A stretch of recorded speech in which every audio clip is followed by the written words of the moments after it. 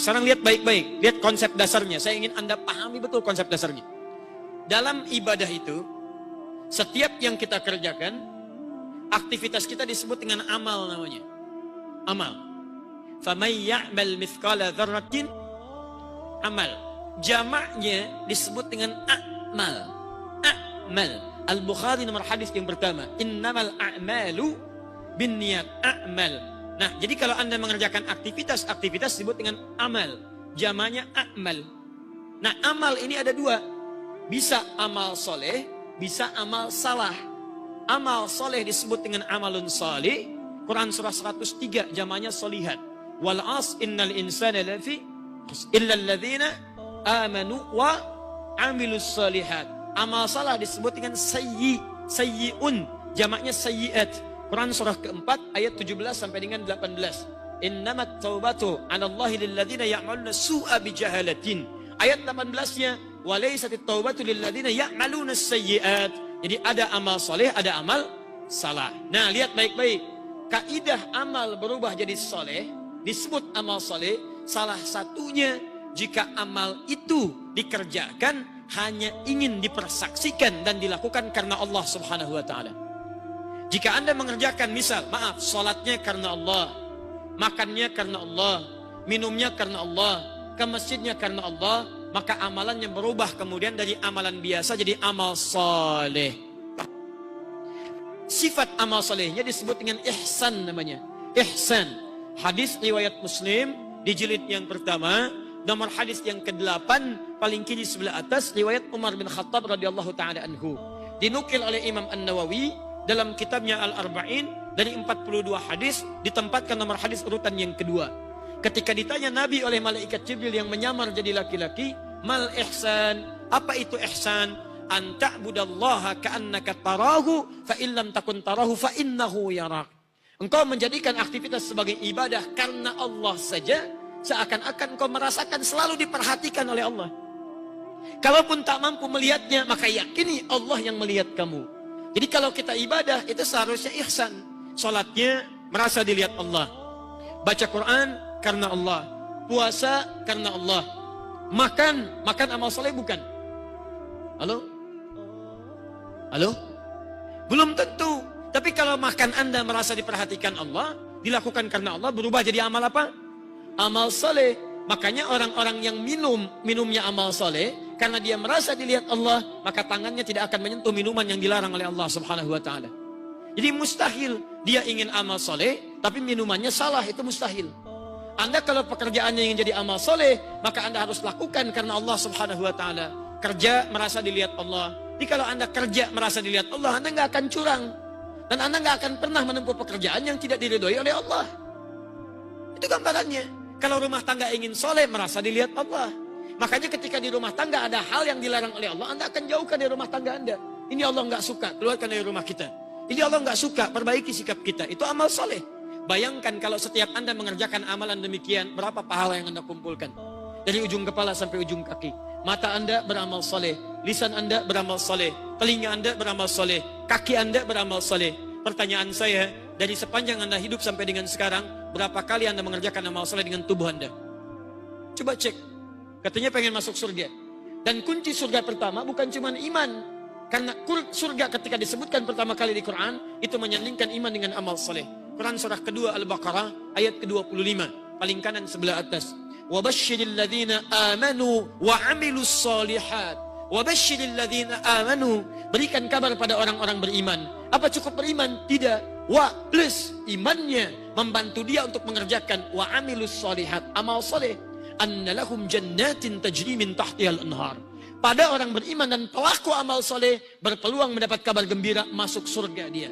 Ada orang belum meninggal sudah diberikan kabar gembira Anda akan masuk surga. Padahal Anda belum meninggal. Lihat kalimat Qur'annya, wabashiril, berikan kabar gembira, bashir, kasih kabar. Jadi ada orang masih hidup dapat kabar gembira dari Allah Subhanahu wa ta'ala bahwa Anda akan masuk surga. Annalahum jannatin tajri min tahtihal anhar. Siapa orang ini? Syaratnya dua. Jadi kalau Anda ingin dapat kabar gembira dengan surga, mau masuk surga? Yang mau boleh angkat tangan. Perhatikan ya, perhatikan baik-baik.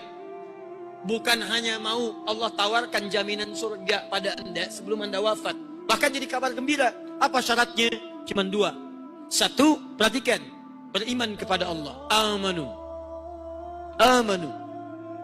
2, wa amilus salihat. Kuatkan iman, buktikan iman dengan mengerjakan amal saleh. Sebab iman itu bukan hanya masalah pikiran, iman adalah hati. Dan setiap yang ada di hati butuh pembuktian. Cinta itu masalah hati, bukan cuma masalah akal. Setiap orang yang merasakan cinta butuh pembuktian. Jadi kalau Anda seorang laki-laki mencintai perempuan, Anda mesti buktikan. Seorang akhwat dicintai oleh seorang ikhwan, butuh pembuktian. Dan pembuktian dalam hal cinta itu diatur dengan syariat. Apa buktinya? Pernikahan. Makanya jangan mau ada akhwat, pembuktian dari cinta jangan cuma di lisan. Sayang, namamu terukir dalam hatiku. Katakan pada dirinya, saya nggak mau diukir di hati abang, saya pengen ukir di buku nikah. Itu yang sah. Iman juga begitu, dia diukir di amal soleh, bukan dengan amal salah. Nah, kapan amalan itu jadi amal soleh? Ketika diniatkan karena Allah Subhanahu wa Ta'ala. Hanya saat Anda ingin mengerjakan itu, setan akan datang menggoda Anda untuk mengalihkan perhatian Anda dari amal soleh jadi amal salah. Apa yang digunakan oleh setan? Diinfokanlah oleh Al-Quran. Ini pekerjaan setan yang membelokkan Anda dari amal soleh menjadi salah. Bagaimana cara dia membelokkan Anda? Saking sayangnya Allah kepada kita, mudah bagi Allah menutup ini.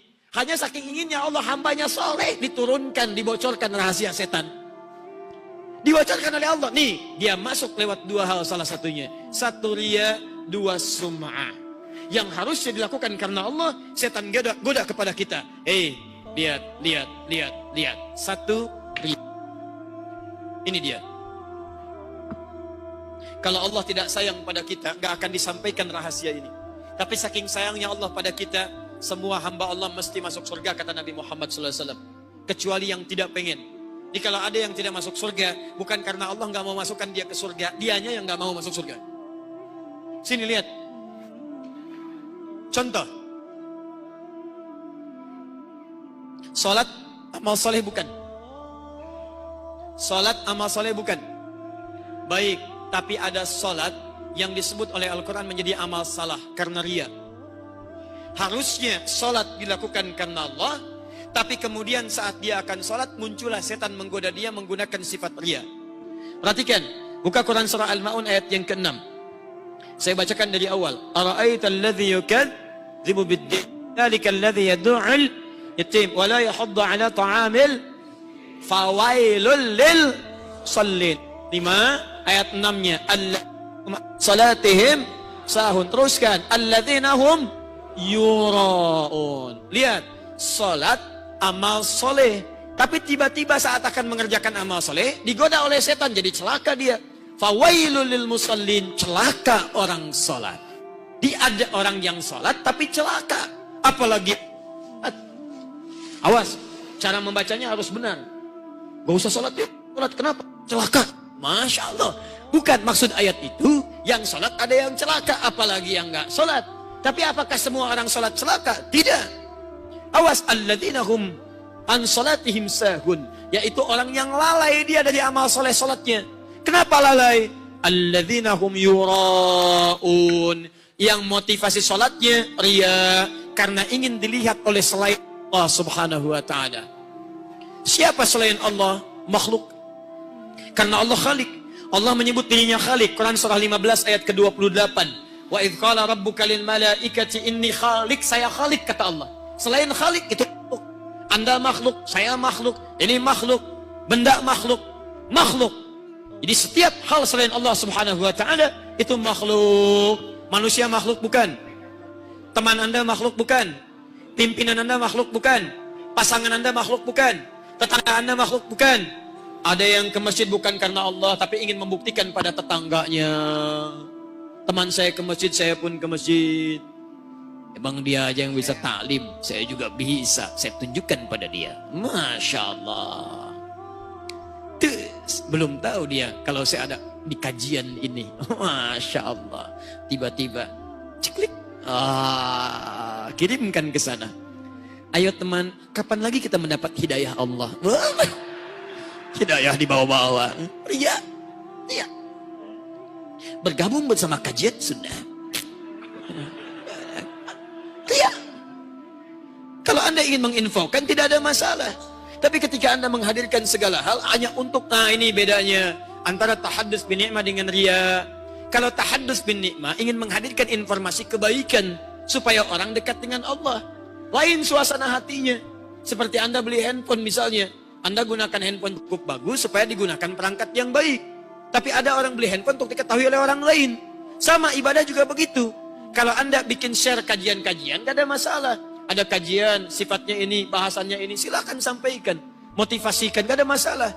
Tapi kalau kegiatan Anda ingin diketahui oleh orang lain, Andanya ada di situ, peran Anda begini, dan hati Anda menginginkan orang lain tahu bahwa Anda ada di situ, itu riya. Paham? Tayyib, ke masjid belum ada motor, biasa ke masjid jalan sambil zikir.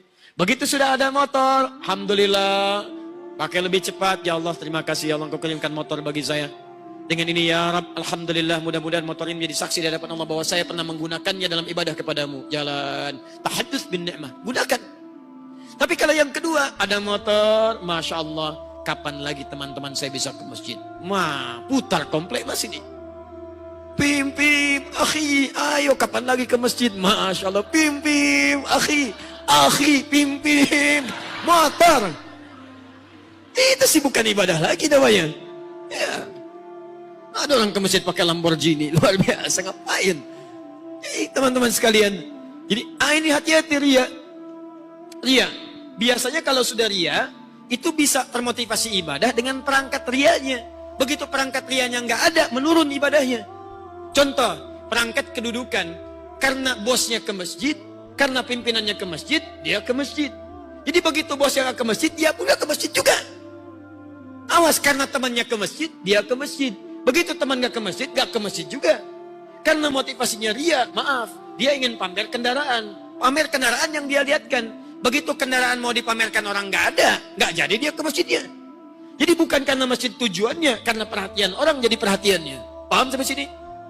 Awas, riya dalam ibadah itu termasuk cukup banyak. Yang saya paling khawatirkan adalah kalau pada puncak ibadah ada riya, itu yang paling bahaya. Puncak rukun Islam kan haji. Haji kecilnya umrah. Betapa banyak kami insya Allah dengan izin Allah subhanahu wa ta'ala kadang diperlihatkan keadaan-keadaan di kota suci Mekah ataupun kota Nabi. Tidak sedikit riya hadir dalam kehidupan. Selfie dibawa ke kota suci, kan? Sekarang orang, mohon maaf, saya masih saksikan ada orang sa'inya saja live langsung. Rabbighfir warham wa'fu wa takarram innaka antal azizul akram. Syifta, kamu lihat kan ada papa di Bukit Safa sekarang, Masya Allah. Bolak-balik. Sayang, antum tuh uang banyak, tenaga banyak dapatkan dan sebagainya. Sekarang live, Masya Allah. Tangannya begini, yang kanan begini, dekat Ka'bah. Saya sekarang akan melakukan tawaf. Ya, pakainya pakai belangkon, macam-macam begini. Begitu, maaf, sampai saking riyanya lupa. Orang tangan kanan begini, Bismillahirrahmanirrahim. Dia tangan kiri begini, Bismillahirrahmanirrahim. Tolong saksikan begini, dia tawaf. Sudah riyanya fatal, riya kuadrat di situ. Dia kuadrat, sudah riya salah, ya, awat amalannya jadi keliru. Nah, kalau ada yang demikian dilakukan, apa konsekuensinya? Hati-hati. Quran surah kedua Al-Baqarah ayat 264, paling kiri sebelah bawah. Ya ayyuhalladzina amanu. Konsekuensi pertama. Ya ayyuhalladzina amanu, hai orang-orang yang telah menyatakan dirinya beriman kepada Allah Subhanahu wa taala. La tubtilu sadaqatikum bil manni wal adha. Jangan Anda batalkan, batal. Persamaan yang pertama, batal. Boleh dihapus sebelah sana? Saya yang pertama menggunakan bahasa boleh saya hapus. Yang kedua saya gunakan bahasa boleh dihapus, ya. Ada perbedaan. Alhamdulillah. Ya, alhamdulillah. Jadi begitu saya gunakan saya yang hapus. Jadi gunakan saya kalimat boleh dihapus, Randy yang hapus. Ini namanya Randy, ya. Randy namanya bukan? Alhamdulillah. Randy kalau malam, kalau siang Randy juga. Alhamdulillah. Ayo. Siang Randy juga, malam Randy. Bismillah. Jazakallah khair. Baik-baik. Satu. Ketentuannya di Quran surah kedua Al-Baqarah ayat 264. Ketentuan pertama, ya ayyuhalladzina amanu, hei orang-orang yang masih merasa punya iman. Kalau enggak merasa punya iman, gak usah dipikirin. Karena ketentuan ini hanya yang berlaku bagi yang punya iman. Kalau Anda merasa punya iman, berarti ayat ini berlaku bagi Anda. Kalau enggak merasa punya iman, gak usah ribut. Dan gak usah menyoal ayat ini, karena Anda siapa? Baik ya, teruskan sini. Aturan pertama, la tubtilu, jangan dibatalkan. Jangan dibatalkan shadaqatikum, semua kebaikan amal soleh yang pernah Anda tenun. Dalam bahasa fikih, setiap kebaikan nama umumnya disebut dengan sedekah. Jamaknya sedaqat. Salat masuk sedekah, zakat masuk sedekah, baca Quran masuk sedekah. Jadi sedekah itu nama umum. Semua jenis kebaikan. Dalam bahasa fikih istilahnya kullu ma'rufin sedekah. Setiap yang ma'ruf namanya sedekah. Makanya zakat ketika dikeluarkan disebut sedekah. Quran surah 9 ayat ke-60. Innamas sadaqatu lil fuqara wal masakin, dan seterusnya ayat. Quran surah 9 ayat 103. Khudz min amwalihim sadaqah. Ambil sebagian dari zakat mereka, dari harta mereka untuk zakat, itu sedekah. Nah sekarang ada orang yang batal sedekahnya. Maaf, hajinya batal, umrahnya batal, salatnya batal, zakatnya batal. La tubtilu shadaqatikum bil manni wal adza, dengan mengerjakan perbuatan yang merusak amalan dan mengganggunya. Apa itu? Maaf, kalladzi yunsiku malahu ria'an nas, riya. Seperti orang infak. Contoh, infak dimasukkan sedekah di sini. Di infak sedekah, zakat sedekah, salat sedekah, haji sedekah.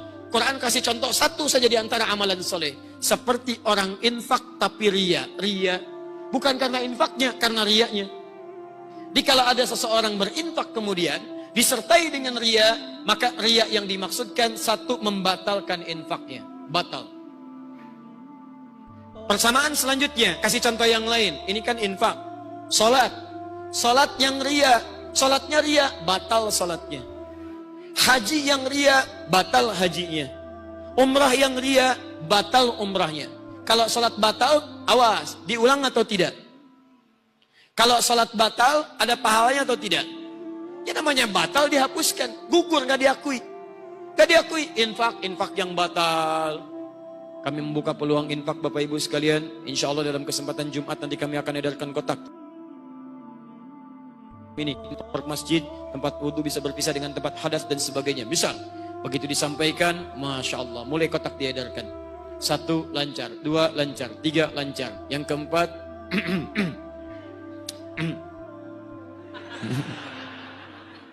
Masya Allah. Mas, foto, Masya Allah. Tulis bawahnya caption, Alhamdulillah, masih ada kesempatan untuk berjuang di masjid Allah. Berjuang di masjid Allah. Luar biasa. Riya, batal. Pak, besok Jumat saya aja Pak yang nangani. Berapa biayanya? 1 miliar. Ah, baik Pak. Insya Allah semua beres. Gak usah minta sama jamaah Pak. Biarkan saya nanti yang menyelesaikannya. Masya Allah. Bapak siapa? Sudah, hamba Allah saja. Hamba Allah. Cuman sampaikan Pak ya, ada hamba Allah, tempat tinggalnya di sini, jalan sekian, sekian Pak. Kalau bisa bikin Pak dari Sabang sampai Merauke informasinya. Ah, hamba Allah, batal. Batal. Selesai. Jadi riya itu yang pertama, dia membatalkan amalan, gugur, selesai. Bahkan ada yang sebelum beramal, kalau tadi kan orang keluar, janji ada orang yang belum beramal, amal udah batal. Ini uniknya riya ini.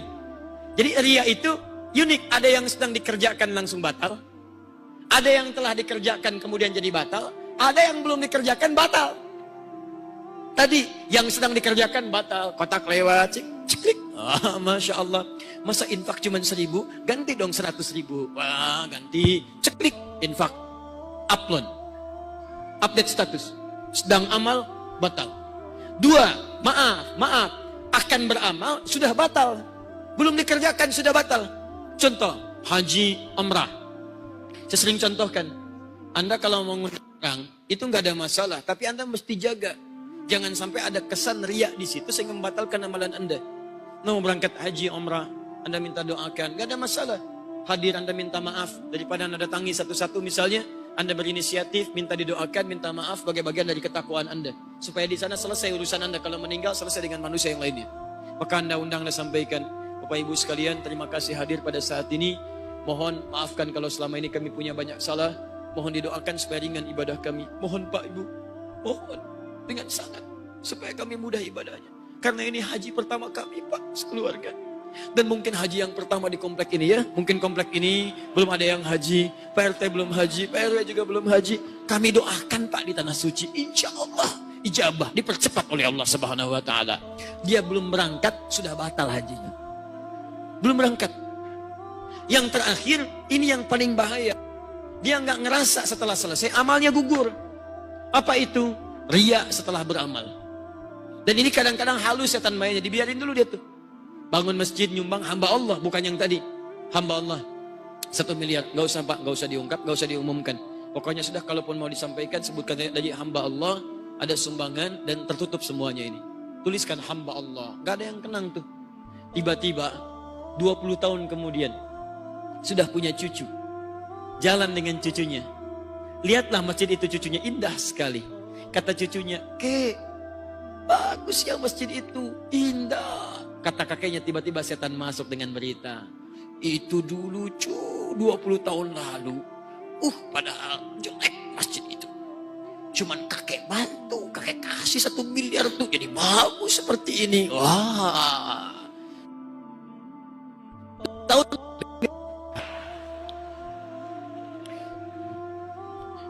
jadi hati-hati.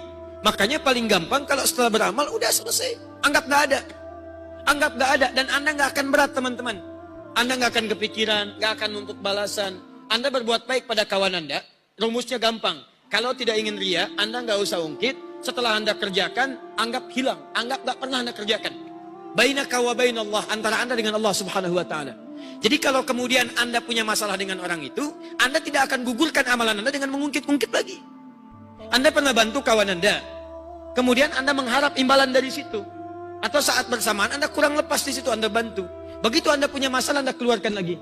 Dia nggak tahu ya, dulu padahal saya yang bantuin dia. Saya yang begini, saya begitu. Begitu Anda kisahkan segala diungkit, maka nilai kebaikan itu Allah batalkan di hadapan Anda langsung. Berapa kali Anda mengerjakan yang seperti itu? Maka bertobatlah di hadapan Allah Subhanahu wa Ta'ala. Itu ria. Ria. Di ria, satu, bisa membatalkan amalan. Awas, kalladzi yunfiqu malahu ria'an nas. فَمَثَلُهُ كَمَثَلِ صَفْوَانٍ عَلَيْهِ تُرَابٌ فَأَصَابَهُ وَابِلٌ فَتَرَكَهُ صَلْدًا. 2, sifat kedua. Dikecilkan oleh Allah Subhanahu wa Ta'ala. Dianggap kecil. Tak bernilai. Jadi pertama dianggap batal. Yang kedua dihinakan amalannya. Dikecilkan.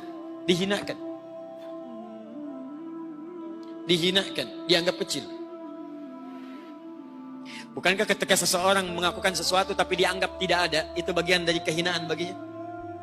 Sudah mengerjakan sesuatu, nyiapkan taklim, sound dan sebagainya, tiba-tiba datang, amal kamu ini nggak ada apa-apanya lah, udah nggak usah begitu, nggak ada apa-apanya, nggak ada nilainya di hadapan saya. Bagaimana perasaan Anda? Ada orang yang mengerjakan sesuatu, maaf, karena dia kerjakan dengan sifat yang salah, maka Allah rendahkan amalannya. Kamu nggak ada nilainya di hadapan saya. Udah. Tahu nggak seperti apa nilai kamu? Seperti kamu yang nyimpan butiran pasir di atas batu yang licin, tiba-tiba diterpa air, habis semua. Kecil nilai sisi Allah Subhanahu wa Ta'ala. Hebatnya, maaf, dunianya disifati kecil, di akhiratnya dijadikan debu yang berterbangan. Seperti amalan orang-orang kafir. Makanya disebut di ujung ayatnya, awas, wallahu la yahdil qaumal kafirin. Amalannya diserupakan dengan amalan orang kafir. Serupa dengan amalan orang kafir. Maksud serupanya apa? Lihat persamaannya. Maksud serupanya sama nilai pahalanya. Coba lihat. Kalau non muslim berbuat baik, ada pahalanya nggak? Nggak ada. Kalau bicara pahala itu urusan akhirat. Allah. Non muslim pengen ikutan sholat, boleh nggak? Yang bilang boleh angkat tangan. Yang bilang tidak boleh angkat tangan. Ya Allah a'lam angkat tangan. Allah a'lam. Baik. Non muslim mau sholat boleh, jangan dilarang. Silahkan. Cuman gak ada pahalanya. Gak ada pahalanya. Cuman jangan langsung dikasih tahu. Boleh sholat nggak? Boleh. Cuman gak ada pahalanya. Biar aja dulu sholat, ajarin dulu. Boleh jadi ada hidayah dari situ. Dia ingin. Baik. jadi teman-teman sekalian, dalam urusan-urusan dunia Anda boleh jadi apapun. Tapi apa yang Anda kerjakan pastikan jadi amal saleh di hadapan Allah Subhanahu wa taala.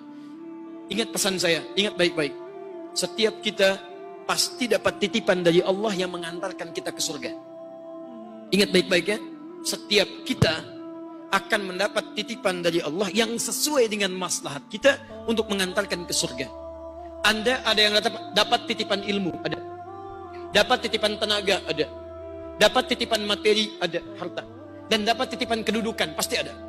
Dan itu sudah komplit, di Qur'annya ada, tokoh positifnya ada, tokoh negatifnya ada, zaman nabinya ada, sahabatnya ada. Dengan tenaga Bilal bin Rabah, dengan pengetahuan Ali bin Abi Thalib, dengan harta benda Uthman bin Affan, kan ada lagi, ada Umar bin Khattab radhiyallahu ta'ala anhu. Ada kalimat-kalimat yang lain, ada sahabat yang menyebar di bumi. Tolong pulang ke rumah. Anda merenung baik-baik sebelum Allah wafatkan Anda semua. Apa yang Allah titipkan kepada Anda, maka carilah surga dengan titipan itu. Kalau Anda mendapatkan titipan tenaga, ayo isi tenaga Anda, karena dengan itulah Anda akan ke surga. Bangun malam, mungkin gak ada harta banyak, makanya Anda rajin puasa. Yang punya harta, ayo, ada peluang zakat, sedekah, infak, macam-macam, keluarkan itu, hadirkan. Infak keluarga, infak tetangga, infak dekat, infak jauh. Dengan kedudukan cari surga dengan itu. Jangan pikirkan hasilnya, pikirkan proses yang bisa mengantarkan Anda ke surga. Paham? Terakhir, riya itu penyakit yang bisa melemahkan ibadah. Jadi kalau orang kebanyakan riya, itu nanti ibadahnya akan lemah. Malas dia. Contoh. Quran surah keempat, An-Nisa, ayat 142, paling kanan, agak sedikit ke atas. Innal munafiqina yukhadi'una Allah wa huwa khadi'uhum wa idza qamu ila sholati qamu kusala yura'una an-nasa wa la yadhkuruna Allah illa qalila. Orang munafik itu dia mencoba menipu Allah, padahal dia menipu dirinya sendiri. Dia masih salat, cuman kalau salat malas-malasan. Apa di antara sifatnya? Yura'unan nas, dia ria. Sifat orang ria, ibadahnya pun malas. Apa dampak kemalasannya? Wala yadhkurunallaha illa qalila. Kebanyakan orang ria ketika ibadahnya pun akan kelihatan sedikit. Jadi kalau seseorang berbuat maksiat, itu dampaknya akan ada pelemahan kepada ketaatan ibadahnya. Nggak percaya silahkan. Antum belum maksiat, ibadah bisa normal. Sekali maksiat akan malas. Mata antum pakai maksiat, maka mata ini akan sulit melihat yang taat-taat. Kalau Anda mata susah ngelihat Quran, coba cek sehari ini Anda mata digunakan lihat apa saja. Lisan Anda sulit baca Al-Quran, cek sehari ini lisan dipakai mengucapkan apa saja. Sampai ke ujung kaki. Paham kalimat ini? Baik, karena itu saya tutup dengan kalimat terakhir. Ya, Syekh Adz-Dzahabi kemudian memberikan gambaran firman Allah di Quran surah ke-18 Al-Kahf ayat 110. Saya tutup halaman 9, di pertengahan ada tanda kurung ayat Quran. فَمَنْ كَانَ يَرْجُو لِقَاءَ رَبِّهِ فَلْيَعْمَلْ عَمَلًا صَالِحًا وَلَا يُشْرِكْ بِعِبَادَةِ رَبِّهِ أَحَدًا. Ini ayat tentang larangan riya. فَمَنْ كَانَ يَرْجُو لِقَاءَ رَبِّهِ, maka siapa yang di akhiratnya ingin melihat Allah. Ini yang terakhir. Siapa yang ingin melihat Allah, jadi di akhirat nanti kita bisa berjumpa dengan Allah Subhanahu wa taala. Di dunia nggak bisa lihat, di akhirat bisa lihat. Ayatnya ada di Quran surah 75 penegasannya, ayat 22 sampai 23. Wujuhu yawma idzin nadhirah. Di akhirat nanti ada wajah-wajah yang begitu berbinar, gembira luar biasa. Bukan karena dia masuk surga, tapi ila rabbiha nadhirah. Karena dia bisa melihat Rabbnya langsung, tanpa alas, tanpa hijab, tanpa sekat, yang di dunianya dia tidak bisa melihat dan merindukannya. Jadi di akhirat ada orang-orang yang wajahnya berbinar karena dia bisa menyaksikan Allah langsung. Nah, jika Anda ingin bertemu dengan Allah Subhanahu wa taala, jangan Anda bayangkan sekarang, jangan Anda gambarkan macam-macam, Anda cukup kerjakan amalan. Apa amalannya? Faman kana yarju liqa'a rabbi, siapa yang mengharap bisa berjumpa dengan Allah Subhanahu wa taala, falyamal amalan salihah. Kerjakan amal saleh. Ketika Allah mengatakan kerjakan amal saleh, perhatikan.